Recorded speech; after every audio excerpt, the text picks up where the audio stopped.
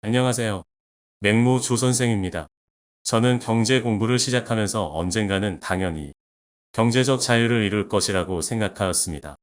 부자는 천천히 되는 것이고 시간과 복리의 마법이 저를 부자로 만들어 줄 것이기 때문입니다.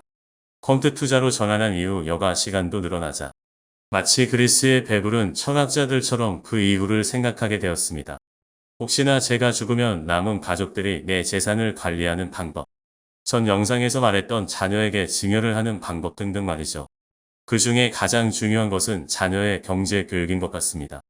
부모의 소득과 자녀의 소득이 높은 상관관계를 보인다는 연구가 부의 대물림이라는 제목으로 보도되고 있습니다. 이번 영상에서는 자녀에게 경제 공부를 시키기 위하여 스스로 동기부여를 일으킬 수 있는 방법에 대해서 이야기해 보겠습니다. 만약 제가 전 영상에서 말했던 것처럼 자녀가 부모에게 충분한 자산을 증여받아서 일을 하지 않아도 살 수 있을 정도의 현금 흐름이 확보가 된다면 자녀는 일을 구하거나 일을 잘할 필요가 없습니다. 그것보다 더 중요한 것은 지금 있는 자산을 지키는 것입니다.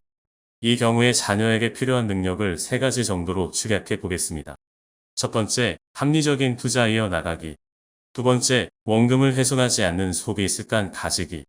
세 번째, 경제에 대한 기본적 지식 익히기. 이 세 가지를 제 자녀가 성인이 되기 전까지 갖추어 놓으면 저는 어느 정도 안심하고 눈을 감을 수 있을 것 같습니다. 이 세 가지 방법을 전수하기 위해서 제가 저번 영상에서 다루었던 태어나자마자 증여해서 주식을 매수해주는 방법을 가져오겠습니다. 아이에게 용돈을 줄 때 현금으로 주기보다 아이의 증권사 계좌에 있는 배당금을 아이가 직접 찾아서 사용하게 하는 것을 추천합니다. 내 돈을 쓰는 것과 부모님이 준 용돈을 쓰는 것은 분명한 차이가 있습니다. 또한 보통의 경우에는 아이가 쓰고 남은 돈을 그냥 가지고 있습니다. 돼지저금통이나 지갑에 고이고이 모셔놓죠.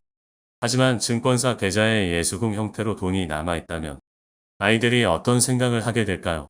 남은 돈을 그냥 놔두기보다 주식을 사고 싶다는 생각을 갖게 될 겁니다. 합리적인 투자 방법에 대해서 직접 고민해보고 공부하게 되겠죠. 제가 생각하는 합리적인 투자란 덜 가치 있는 것을 더 가치 있는 것으로 바꾸는 것이라고 생각합니다. 지금 가지고 있는 현금은 물론 가치 있는 것입니다. 하지만 미래에 더 큰 가치를 가져올 다른 자산군이 있다면 현금으로 그 자산을 사는 것이 합리적인 투자라고 생각합니다. 백문이 불여일견, 백견이 불여일행이라 했습니다. 부모님이 가르쳐주고 대신 투자해주는 것이 문과 견이라면 자신이 직접 투자해보는 것이 행위라고 할 수 있을 것입니다. 부모님이 대신 투자해주는 것은 리딩방에서 시키는 대로 매매를 하는 것과 다를 것이 없습니다. 어릴 때 소액으로 하는 투자는 망해도 됩니다. 마이너스 90%를 맞아도 되고 상장 폐지를 당해도 경험이 됩니다. 무지와 자만으로 투자를 해서 망해도 경험이 됩니다. 부족한 정보로 투자를 해서 망해도 경험이 됩니다. 허위 정보, 가짜 뉴스, 조작된 리포트 등에 당해도 경험이 됩니다. 세력들에 의해 주가 조작을 당해도 경험이 됩니다. 감정에 기반한 매도매매를 해 고점에서 상투를 잡아도 경험이 됩니다. 포트폴리오를 짜지 않고 투자해도 경험이 됩니다. 엄청난 리스크를 안고 하는 투자도 경험이 됩니다.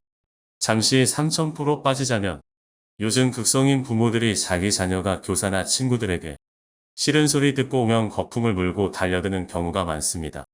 학교는 사회로 나가기 전에 연습하려고 만들어 놓은 기관입니다. 학교에서 미리 경험하지 않는다면 어디서 연습하나요? 부모가 더 오래 살아서 아이가 무덤에 들어갈 때까지 케어해 줄 것이 아니라면 아이는 실패를 경험해 보아야 합니다. 사람은 성공에서도 많이 배우지만 실패에서도 많이 배웁니다. 니체가 이렇게 말했다고 합니다. 나를 죽이지 못하는 고통은 나를 더 강하게 만든다.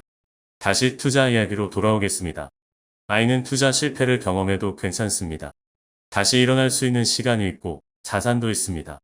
하지만 나이를 먹을수록 위와 같은 행위는 치명적으로 돌아옵니다. 아이는 너무 늦지 않게 여러 가지 투자를 해보고 실패를 해보아야 합니다. 이를 통해서 합리적인 투자 방법에 대해서 익힐 수 있습니다.